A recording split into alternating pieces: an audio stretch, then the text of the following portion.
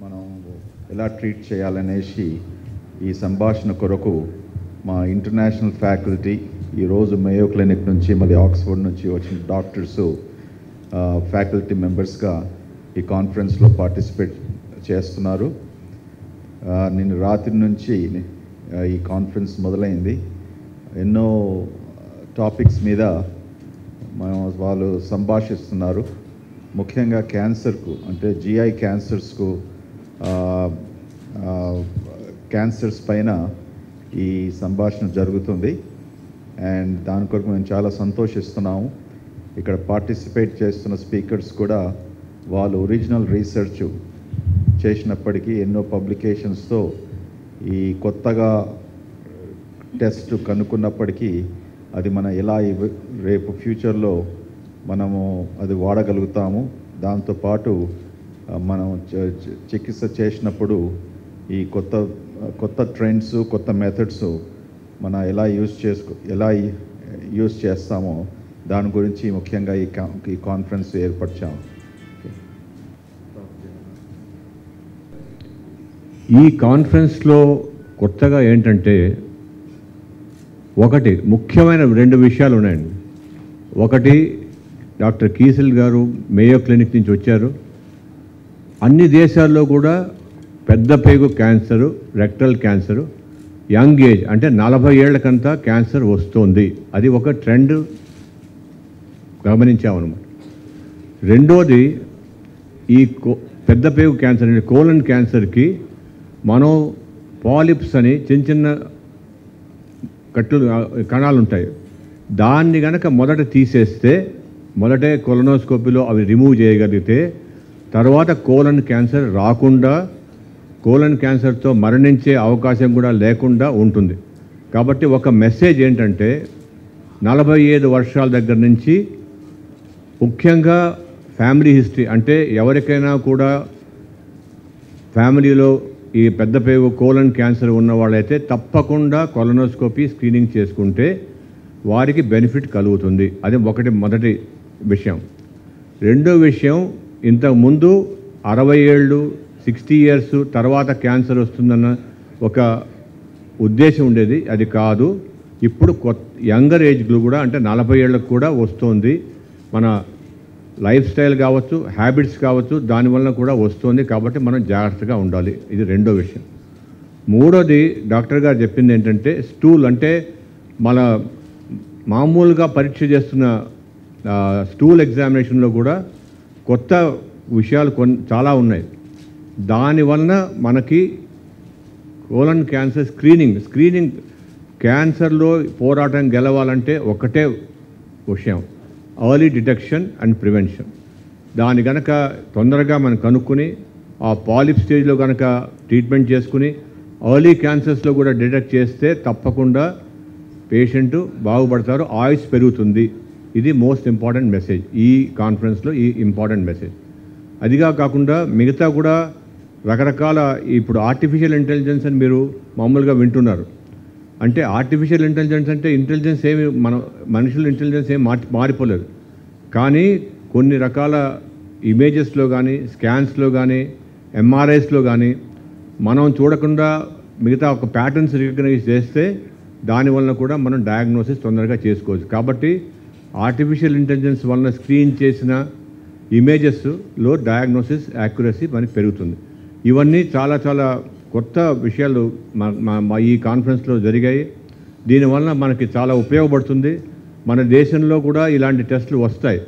ఇలాంటి టెస్టులు ఇప్పుడు కూడా కాంటినెంటల్ హాస్పిటల్లో ఉన్నాయి. కాబట్టి అందరూ గమనించి దీనికి అడ్వాంటేజ్ తీసుకోవాలని మీ ముఖంగా మేము కోరుతున్నాం. You can talk. Pleasure to be able to come here to meet with the physicians here attending this conference from India and from all other parts of the world to exchange some of the best practices that we have in delivering healthcare with many similarities in the challenges that we face despite differences in the settings where we're providing that care. We have made very important progress in our fight against colorectal cancer. We know that screening saves lives and prevents cancer incidence before it even takes a foothold if we can identify and remove precancerous polyps.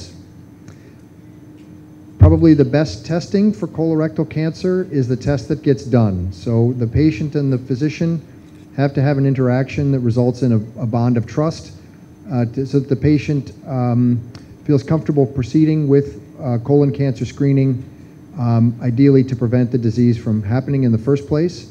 We anticipate that there will be many new colon cancer screening test options available around the world, and that physicians understand the similarities and differences and the advantages and disadvantages of each of those. And right now at Continental, colonoscopy is available, and it's crucial that that test, if it's going to be done well. And there are many ways in which we can exchange best practices for that, such that the outstanding physicians and patients here can benefit to the fullest. Thank you. ఇప్పుడు చాలా మంది మాటలు తీసుకుంటే ఉంటారు. దీని గురించి ఉపన్యాసం ఇచ్చింది డాక్టర్ ప్రసాద్ అయ్యర్ గారు. ఆయన కూడా మేయో క్లినిక్ నుంచి అమెరికా నుంచి వచ్చారు. ఆయన్ను ఒక నిమిషం మాట్లాడాలని కోరుతున్నాను. At the meeting organized by Continental Hospitals, I think during this meeting we all will learn a lot about cutting edge technology that is on the horizon or likely is already being implemented for early detection of a multitude of cancers. I think Dr. Reddy, Dr. Kiesel, Dr. Jagannath talked about colon cancer. Another cancer that is quite prevalent in India is cancer of the esophagus, which is the food tube, and unfortunately presents oftentimes at an advanced stage when patients have difficulty in swallowing. So having learnt a number of lessons from colon cancer screening, we know that when esophageal cancer or pre-cancer is caught early, we can treat it effectively via the endoscope without having to have morbid surgery or chemotherapy or radiation. So drawing inspiration,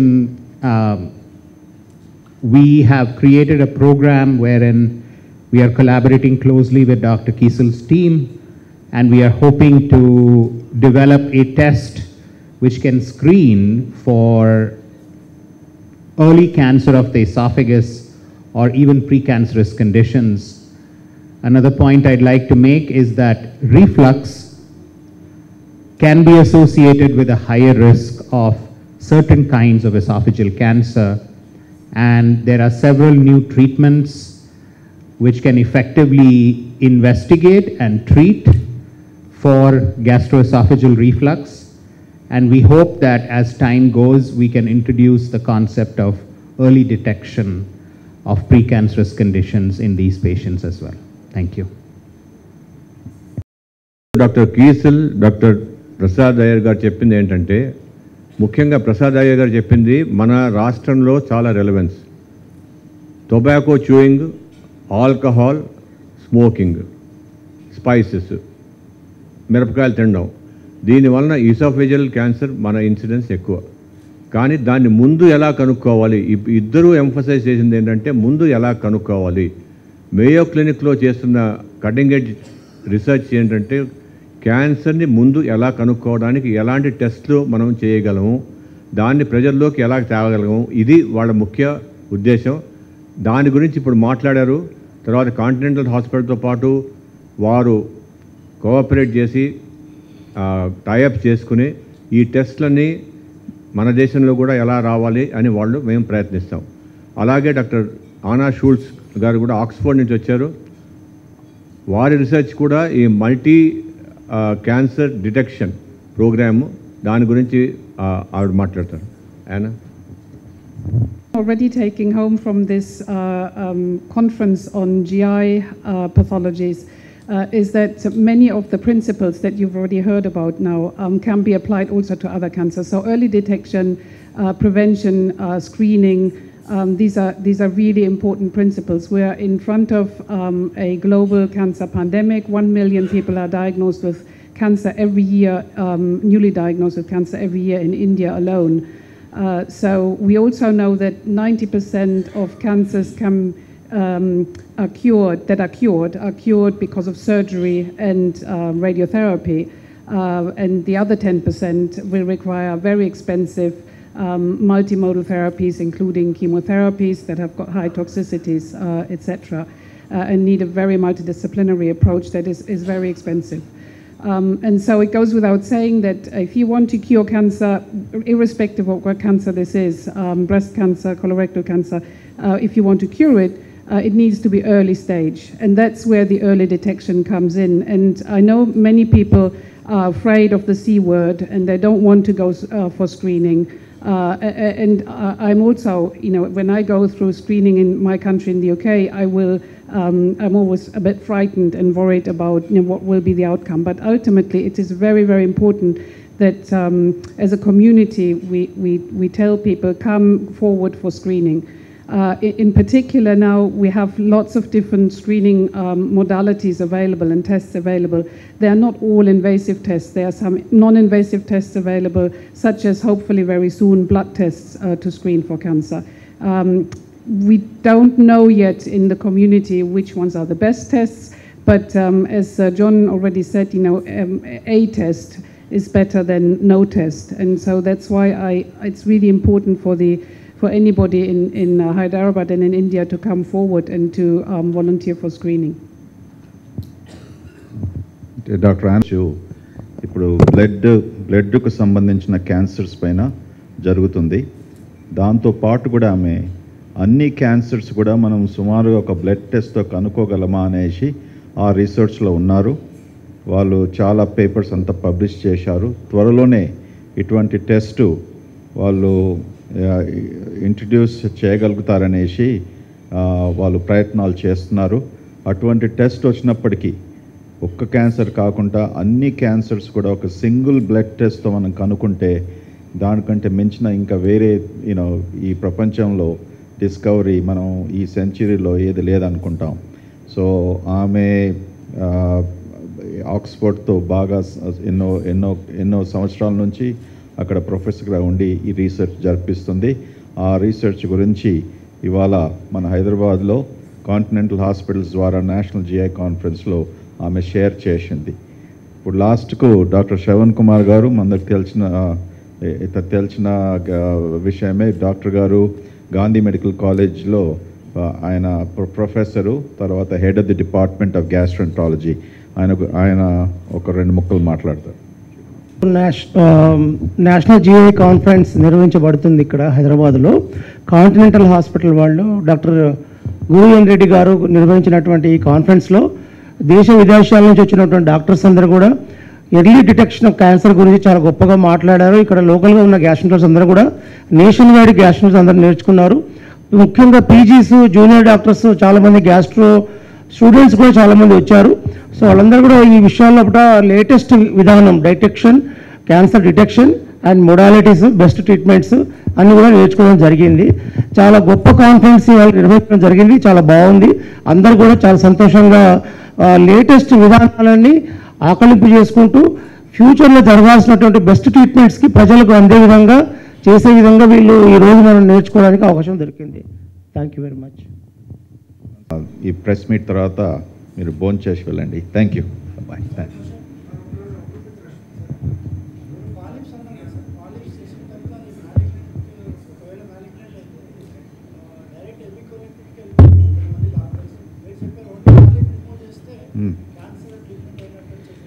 సాధారణంగా మేము కొలనాస్కోపీ చేసినప్పుడు అంటాము ఇవి pre cancerous polyps అంటాం.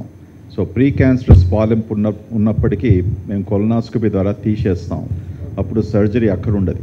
ఒకవేళ పేషెంట్స్కు ఈ పెద్ద పేగులో కోలన్లో cancer వచ్చినప్పటికీ అప్పుడు ఏ భాగంలో క్యాన్సర్ వస్తే, అంటే కుడి భాగంలో క్యాన్సర్ వస్తే కుడి భాగం తీసేస్తాం, ఎడమ భాగంలో క్యాన్సర్ వస్తే ఎడమ భాగం తీసేస్తాం. రెక్టంలో క్యాన్సర్ వస్తే దాని పద్ధతి ఇంకా వేరే విధంగా ట్రీట్ చేస్తాం. ముందు సాధారణంగా రేడియేషను, కీమోథెరపీ ఇచ్చిన తర్వాత అప్పుడు వాళ్ళు సర్జరీకి సిద్ధమవుతారా అని కనుక్కొని సర్జరీ చేయబడుతుంది అన్నట్టు. సో మొత్తం కోలన్ చేయవలసిన అక్కరుండది. ఏ చోటునో క్యాన్సర్ అవుతుందో, సో కోలన్కు ఒక పోల్చుకుంటే సుమారుగా 4 నుంచి 5 ఫీట్లు ఉంటుంది. ఓకే, సో కుడివైప, మధ్యలోనో, ఎడమవైప, రెక్టంలో ఎక్కడ వచ్చినప్పటికీ ఆ భాగం తీసేస్తారు. సార్ చాలామంది hemicolectomy patients 3 to 6 months life ఉంది sir after hemicolectomy in my experience. What is that? After hemicolectomy, you told no. After hemicolectomy, malignant patients they are living only 3 to 6 months, sir. What is your opinion? No, చాలా తప్పు information అండి. So colon cancer ఒకసారి surgery చేసిన తర్వాత ఆ క్యాన్సర్ను grade చేస్తాం. అంటే ఆ పేషెంట్కు ఏ స్టేజ్లో ఉన్నప్పటికీ, okay, stage 1 or 2 or 3 or 4, ఆ స్టేజ్ను పట్టి వాళ్ళకి సబ్సిక్వెంట్లీ 6 నెలల వరకు కీమోథెరపీ అనేది ఇస్తాం. సాధారణంగా 50 నుంచి 60% వరకు కోలన్ క్యాన్సర్స్ చక్కగా ట్రీట్మెంట్ అవుతుంది. మళ్ళీ వచ్చే అవకాశము చాలా తక్కువగా ఉంటుంది. ఒకవేళ అడ్వాన్స్డ్ స్టేజ్లో అయితే పేషెంట్ వస్తారో, అడ్వాన్స్ స్టేజ్లో వచ్చినప్పటికీ ఆయన లింఫ్ గ్రంథాలు ఇన్వాల్వ్ అయినప్పటికీ, లేకుండా నుంచి పెద్ద పేగు నుంచి కాలేయానికి వ్యాపించినప్పటికీ, ఇటువంటి మెటాస్టాటిక్ క్యాన్సర్ సిచ్యువేషన్స్లో వాళ్ళ లైఫ్ స్పాన్ చాలా తక్కువగా ఉంటుంది. But not for every one at all. అందుకొరకే తొందరగా కనుక్కున్నప్పటికీ తొందరగా వాళ్ళను సర్జరీ చేసుకొని లైఫ్ అంతా వాళ్ళు బాగా బ్రతకొచ్చు, no problem. So dysplasia can leads to cancer, sir, malignancy. In some Cancers will eventually progress and grow over time, typically about 10 years. They will grow from a small precancer lesion. There will be abnormal cells that will then invade into the deeper tissues, and that's when we define cancer. But as Dr. Reddy said, the cure rates for polyps, 100%. We can remove all the polyps and no one will get cancer. If they have a stage 1 cancer, the cure rate, that is 5-year survival without evidence of recurrence of the disease, is over 90%. For stage 2 cancer, it is over 75%. When the lymph nodes are involved, the survival is worse, 50%, but still much better than stage 4 cancer, where the survival can be anywhere from 8 to 25 or 30%, depending on which organs are involved. And it is those patients with stage 3 and stage 4 cancer that are more likely to come into the doctor complaining of symptoms: rectal bleeding, anemia, weight loss, change in bowel habit. Those are, and pain, those are the things we want to avoid. That's why we want people to come in and have us inspect the colon to find and remove polyps without any symptoms. Sir, after chemo and radiation, so many patients are suffering, sir, because of they aren't taking the food, direct food. They are inserting only fluid steps. Any other suggestion is there for that? అంటే surgery తర్వాత chemotherapy తర్వాత చాలా మంది food, ఎందుకంటే 3 to 6 months ఉంటుంది sir. చాలా మందికి cancers వస్తూ ఉంటాయి. కోలనే కాకుండా లంగ్ క్యాన్సర్ అయినా వేరే క్యాన్సర్స్ వచ్చినప్పటికీ తప్పకుండా క్యాన్సర్ ట్రీట్మెంట్ అయ్యేటప్పుడు మెడికేషన్ వలన, క్యాన్సర్ వలన కూడా ఆకలి తగ్గిపోతుంటుంది. కొంతమంది ఆకలి తగ్గినందుకు సరిగ్గా భోజనం చేయరు. అందుకొరకే డాక్టర్సు న్యూట్రిషన్ గురించి బాగా చెప్పవలసి వస్తుంది పేషెంట్స్కు. డైట్రిషియన్ కన్సల్టేషన్తో ఎంతవరకు మనం వీలైతే ఆ పేషెంట్కు న్యూట్రిషన్ సప్లిమెంట్స్ ద్వారా మంచిగా భోజనం చేయాలని చెప్తాం. కానీ వీక్ అయ్యే సంగతి అవుతుంది, కానీ తర్వాత మంచిగా రికవర్ అవుతారు. రేడియేషన్ ట్రీట్మెంట్ కూడా, ఆ ట్రీట్మెంట్ జరిగినప్పుడు జరిగిన వరకు అలసట, ఓకే, ఆకలి లేకపోవడము, ఇటువంటి కొన్ని సిమ్టమ్స్ పేషెంట్స్కి వస్తూ ఉంటాయి. కానీ వచ్చినప్పటికీ వారు చనిపోతారు, వాళ్ళ అవుట్కమ్స్ బ్యాడ్గా ఉన్నాయి అని ఎప్పుడు కూడా మనం అనుకోకూడదు. కేవలం ఒక మనిషికి జ్వరం వచ్చినప్పుడు, నిమోనియా వచ్చినప్పుడు ఏమవుతుంది, సుమారుగా 3 రోజులు 4 రోజులు, వారం 2 వారాలు 3 వారాలు తప్పకుండా అలసట ఉంటుంది. యాంటీబయాటిక్స్ వలన వాళ్ళకు ఆకలి తగ్గుతుంది, మళ్ళీ తర్వాత కంప్లీట్లీ రికవర్ అవుతారు. సో ఇది కూడా కీమోథెరపీ, రేడియేషన్ థెరపీ ఇచ్చినప్పటికీ ఆ ట్రీట్మెంట్ సమయంలో వాళ్ళకు వచ్చిన ఈ ప్రాబ్లమ్స్ తర్వాత కంప్లీట్గా రికవర్ అవుతారు. లాస్ట్ క్వశ్చన్ సార్, ఇప్పుడు మీరు కొత్త టెక్నాలజీ చెప్పారు, diagnosis of cancer regarding colectomy. దాని గురించి ఎక్స్ప్లెయిన్ చేస్తారా? ఎన్ని రోజులు పడుతుంది ట్రీట్మెంట్, ఎన్ని రోజుల్లో డయాగ్నోసిస్ చేయొచ్చు, ఒకవేళ మ్యాలిగ్నెంట్ అని బినైన్ అని? ఓకే, సో నేను మా కాంటినెంటల్ హాస్పిటల్స్ గురించి చెప్తాను. ఓకే, సో నేను ఎన్నో సంవత్సరాలు బయట కూడా ఉన్నాను కదా, అమెరికాలో ఉన్నాను. సో అక్కడికి ఇక్కడికి పోల్స్తే ఇప్పుడు ఈ సెంచురీలో ఈ నెలలో పోల్చుకుంటే మన దగ్గర ఇంత వేగంతో డయాగ్నోసిస్ అయ్యి ట్రీట్మెంట్ అవుతుందో అక్కడ అవుతలేదు అన్నీ మనకి గట్టిగా చెప్పుకోవచ్చు. ఓకే, మనకు ఇంతమంది డాక్టర్స్ ఇక్కడ ఉన్నప్పటికీ, మన దగ్గర ఇవన్నీ టెక్నాలజీ ఇవన్నీ ఉన్నప్పటికీ మనం తొందరగా, ఒకవేళ నేను ఇవాళ కొలనాస్కోపీ చేసి ఒక పేషెంట్స్కు నేను క్యాన్సర్ అని డయాగ్నోస్ చేస్తే బయాప్సీస్ చేసినప్పటికీ 24 గంటల్లో మనకు బయాప్సీ రిజల్ట్స్ వచ్చేస్తాయి. బయాప్సీ రిజల్ట్స్ వచ్చిన తర్వాత next consultation medical oncologist, surgical oncologist ఉంటుంది. ఓకే, పేషెంట్స్ ఒకవేళ అగ్రీ అయితే మరినాడే ఆయన సర్జరీ చేసుకోవచ్చు. ఇంత తొందరగా 3-4 రోజుల్లో డయాగ్నోసిస్ అయినప్పటికీ సర్జరీ చేసుకుని ప్రపంచంలో ఎక్కడ కూడా లేదని ఇప్పుడు నేను ఇండియాలో భావిస్తున్నాను. ఓకే, అది మనం అదృష్టం అనుకోవాలి. ఇది నిజంగా చెప్తున్నాను, మరీ చెప్పుకుంటూ వస్తున్నాను నేను. మనం బాగా అదృష్టం పలికింది, ఎందుకంటే పెద్ద హాస్పిటల్స్ వచ్చినందుకు, ఇటువంటి టెక్నాలజీ ఉన్నందుకు. ముందు ఒక సమయంలో 1970-80s రైట్ 1970-80sలో అందరం అమెరికా పోయే వాళ్ళం, లేకుంటే ఇంగ్లాండ్ వెళ్ళే వాళ్ళం. ఇప్పుడంతా ఏం వెళ్ళేది అక్కర్లేదు. ఇటువంటి మన సిటీలో మన దగ్గరనే ఇంత చీప్గా జరుగుతుందనేసి మనం బాగా సంతోషించాలి. Okay, thank you.